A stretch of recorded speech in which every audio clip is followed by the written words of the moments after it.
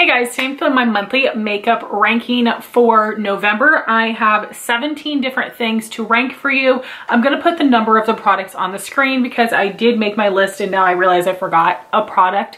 So information will be on the screen for proper numbering, but let's just jump in to the products. My lowest ranking product this month, number 17, would be the Milani Supercharged Brightening Under Eye Tint in 120 Peach. I did get this as a free gift, and you will see ranked higher is the new Milani Conceal and Perfect Corrector, also in the peachy shade. And this coverage is just not there. And again, today I did one on each eye. I use this one under this eye. I have concealer on, so you're not going to really be able to see the difference. This is very hydrated, but the tint is very light, and because it's such a hydrating product, it's very spreadable, and then I feel like you're not getting that like concentrated correcting effect. It's so subtle that I find it to be pretty pointless, at least for me. So it is something that I have already shown you that I am decluttering this month. Next, number 16 is something that I'm going to be returning this month. This is also from Milani, the Conceal and Perfect Liquid Contour in number 1 Honey. The shade is really nice. It is a great neutral tone for me, not too warm or cool. And the packaging I think is fine for applying the product. My issue is that I don't think that this blends very well. I find it to be a little bit patchy on me, and something about it seemed to remove my foundation underneath. I felt like my cheek ended up looking pink instead of brown. And I have other liquid and cream bronzing products, several in fact, that blend better for me and I don't feel remove my foundation. So I know this is a drugstore product, but might as well get my money back instead of hang on to it and not use it. Also, I have like some bleach marks on the shirt. I have no idea how, so try not to mind that too much. Then at number 15, I have something that I've already returned, the Hourglass Ambient Soft Glow Foundation in number 2. I think that's actually like the third lightest shade in the range, but the lightest, more yellow tone color. It was too dark for me. This did give like a nice full coverage look. For some reason, the texture of the product really caked up my sponge, and really, I don't think that this wore nicely. And I recently got back into using the Too Faced Peach Perfect Comfort Matte Foundation, which I know has been discontinued. That wore so beautifully on me, and this one did not. I try to give it multiple chances, but really, it is such an expensive foundation. If I don't love it, I shouldn't be keeping it. But I think part of me really wanted to give it that chance because so many other people love it. I don't think heard anybody speak negatively of it, but it just did not hold up well enough on my oily skin to justify that really expensive price tag. So those are the products I considered to be fails. Now we're moving up to the fine category, and at the bottom of this heap would be number 14, the Milani Conceal and Perfect Liquid Highlight in the shade number 1 Lunar. It's a light champagne golden color. This does blend nicely. This is a pretty color, but for this to be the lightest shade, I just think it's a little dark. It was too subtle looking on my skin tone. It didn't show up as nicely as I wanted it to, or as bright as I wanted it to, so it feels, again, a bit pointless for me. So this one is really just the color. I do think the formula is quite nice. Next at number 13, surprisingly, is the Caliray So Blown Clean Blurring Primer. I'm so lucky my friend Lauren gave this to me instead of me purchasing this myself. I haven't loved it as much as I thought I would. It says it's a plumping hydrator, pore eraser, oil controller, and makeup replacer. That's crazy. But I feel like maybe it has something to do with the skincare that I'm using now. I don't know if it is the toner I'm using that is making my skin sensitive, which would be weird because I feel like it's like a sensitive skin toner. But for some reason, with the texture of this primer, when I'm putting it on my skin is getting red and feeling slightly irritated.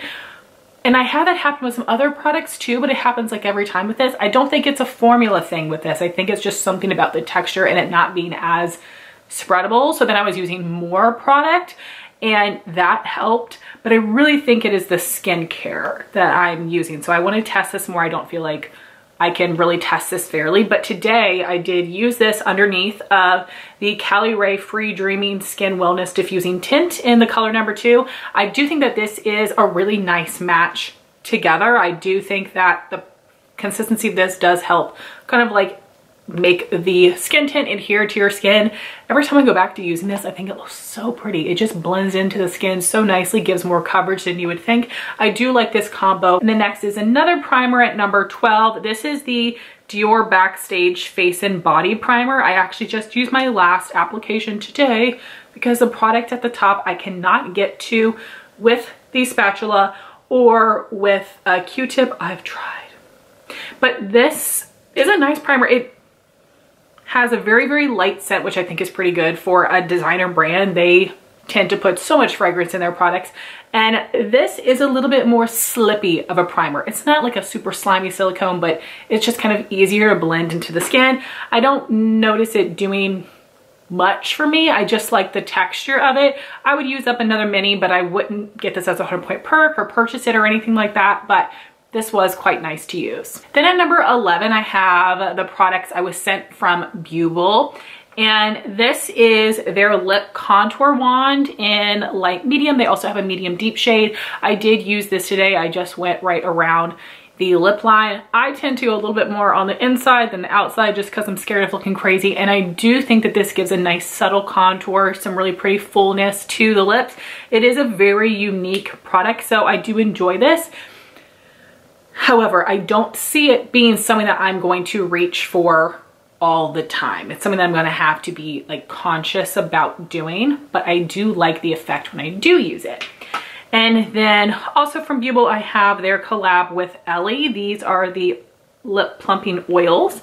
The peachy color is Desert Sand and the pink shade is Rose Petal. I like the both of these. I think they're very pretty. This is a nice gloss formula. I love this scent. It's slightly minty. Yes, it is minty. I like that. I love the teardrop shape. This does give a light medium opacity to the lips, I would say. This is a really pretty formula. I love the way these look on the lips. The pink shade has a little bit of shimmer in it, but you can't feel it on your lips. Super smooth, not sticky. It is not long lasting though. This is something that you are going to need to reapply. It does give that beautiful shine, which I think helps make your lips look plumper. Together, I think they're wonderful. I think that this is something I would totally love to pan because I think it would be relatively easy. Not that there's not much product in there, because I think that there is, but I feel like because of the formula, it's something that you could reapply a lot. But I have an insane amount of glosses right now. I don't think that I would reach for these over some of my others. That's the only reason these are ranked so low, but this is a really nice formula and these shades are so me. Next at number 10, I have my 4 liquid cheek products from SheGlam. Just was placing an order with Shein and I decided why not just snag one of each of these. Are only $5 and then I think we had a 20% off coupon as well. So first is the Glow Bloom Liquid Highlight. I think it comes in maybe 4 colors. I have the lightest one, Vanilla Frost, and this packaging is different from the others. This has a normal doe foot applicator. It's just a little bit bigger. I do think that this is very pretty. This blends really nicely, does not look glittery. I do think that this is a nice product. Once I powdered my skin, I could see a little bit, but not a ton, which I feel like it's pretty normal, but I do think that that is nice quality. Then we have the bronzer, which is called the Sun Sculpt Liquid Contour. There are some shades that are a little bit more cool tone for contouring, but I wanted something warm for bronzing. And this is Golden Sun. It is still like a neutral color. I do like the applicator. That's what drew me to this. That's probably how you guys have seen these on TikTok by Meredith and tons of other people. This blends out nicely as well. I do feel like it may have picked up my foundation a little bit, but not as much as the Milani. And this is a really great color for me. And then I did get 2 of the liquid blushes, one from their regular line and then one from the glowy line. I don't necessarily, at least on the cheeks, notice that there's much of a difference between them, which is fine with me. I don't want the glowy one to be too shimmery, and I'm actually wearing the both of them today. So from the regular line, I have this light peachy shade Hush Hush, and then from the dewy line, I have this pink color Love Cake. And these both show up a little bit brighter on the cheeks than they look in the packaging, which I was excited about. They blended really nicely. They showed up really well. Once I set my skin, I could still see them coming through, but I did go in and add a little bit more powder blush. But I do think it's something that if I layered up the product and then set my skin with powder, you would still see it quite nicely. And of course you don't have to set your skin with powder. That's just something that I feel I need to do as an oily person. I think these are very nice. Part of me is thinking about decluttering these, and really I'm glad that I tried these and the Milani things this month, because it made me be like, Heather, you're like not allowed to buy any more liquid cheek products, because I really don't use them a ton. I'm a powder girl through and through. I do have some formulas I really love, especially for cream bronzer, but I have enough. So I feel like that's something I want to not allow myself to buy next year. So I'm going to think about it. I'm not going to declutter them right away. Nothing is wrong with these. I think this is actually a phenomenal formula, and like all of them, great formula, an amazing price tag. They come in a really nice variety of shades. The bronzers come in so many colors. So I would say this is definitely worth checking out if you're placing a Shein order, but I just don't know that I need more liquid cheek products in my collection. At number 9, we have the last products in the fine category. This is the thing I forgot to put in my little ranking here on my phone. This is something that came out years ago. I'm finally using the Too Faced Mariale Amor Caliente palette. The formula of this is very nice. This is almost a pressed glitter. I had a little bit of fallout on my skin, but not bad. But wow, it is so beautiful. I did not have too much transfer, so I was pretty impressed with that. I do think that the mattes are pigmented. This one looks like a light color, but it showed up a little bit deeper on the eye, which I was fine with. I used all the colors except for these two here because I did wear this to work. There's nothing in here that is that different or special. I do really like this color. I think it's pretty. It's good quality. This is something I could definitely do without. I do see myself decluttering this and selling it. So please let me know if you are interested in purchasing this. Each of the colors was used once, this one maybe 3 times. So just let me know what you think, but I definitely do not need this in my collection. Now we have my top 8 favorites of the month. Coming in at number 8 would be the Cosmetics Faded Clementine palette. I think that the packaging of these is very cute. I would prefer it to be a little bit different for storage, but I actually think it works fine in the drawers I have now with the amount of these that I have. This actually is not as hard to open. The first one I bought, Magic Hour, the packaging must be jacked up on that one. It is like impossible to open that up. I love that these little palettes have 3 shimmers and 3 mattes. I love that ratio. I think these 2 colors are a little bit too similar. The formula is really nice. I do enjoy this. I like the looks that I created, but again, nothing super unique compared to what I already have. Next at number 7, I have the Kaja Play Bento Cheek Trio. This is so exciting because this has been on my Sephora Loves list for years, and I was able to get it in PR, which was incredibly exciting. And I got the shade number 1, Butter Up. So you have a powder blush in here. It has a slight bit of shimmer in it, but it mostly looks matte on the cheeks. A really pretty soft highlight, and then that's powder, and then you have your cream bronzer. This is a fantastic color, a really nice neutral shade, really creamy formula, really easy to blend out. I very much enjoy this product, so happy to have it. I definitely would recommend this. And for me, the liquid or cream product I'm most likely to use is a bronzer, so I think I'm actually gonna get more use out of it this way than if everything was a cream. Next at number 6 is a little random, but this is the Lancome Idole Lash Mascara. I've had a few samples of this, and this is my first time trying it. This is so good. I can't wait to get more samples. I see myself buying this in the full size in the future, 40 or 50% off, because Lancome mascaras are so expensive. So this is what the brush looks like. It is a plastic wand. So I do my Hypnose Drama volumizing mascara first, and then I will go in this way, and then once like this, just to give that nice length and separation. But this is so good. It's something that I prefer layering with a volumizing mascara, but one of the best lengthening mascaras, separating mascaras I've tried. This one and Smashbox Superfan is my other favorite. So very, very good. So happy to have that one. Next at number 5 is something that I was given by my friend Lauren. This is the Dominique Cosmetics Concealer in Oat Milk. It actually comes in more shades than I thought. I think this is shade maybe 4 or 5. And I would love to get this in the future in my correct shade. Because this is dark for me, I use it more like a corrector. This is a very interesting applicator. it's a metal tip. So you don't get a ton of product on here. Because I'm using it as a corrector, that is fine to me. It's not annoying. However, if you were using this, kind of slapping it all over, it would be annoying. You'd have to dip in a bunch of times. I love this formula and it does work well as a corrector for me. I apply it with my Anissa angled concealer brush, I think is what it's called, or just the concealer brush. And I kind of just pack it in under my eye, and then with what's left, I go on my nose, which has been working nicely because I have such a hard time getting foundation to adhere to my nose and not look cakey and whatnot. This is really nice. I'm so surprised by how much I loved it. And I have been using the KVD Good Apple concealer on top as my main concealer. Such a great combo. So this is actually very nice, but I can see why the applique would not be everybody's favorite. Next at number 4, we have the Milani Conceal and Perfect Under Eye Brightener. This is the Corrector product, comes in 4 shades. I have number 2 Melon.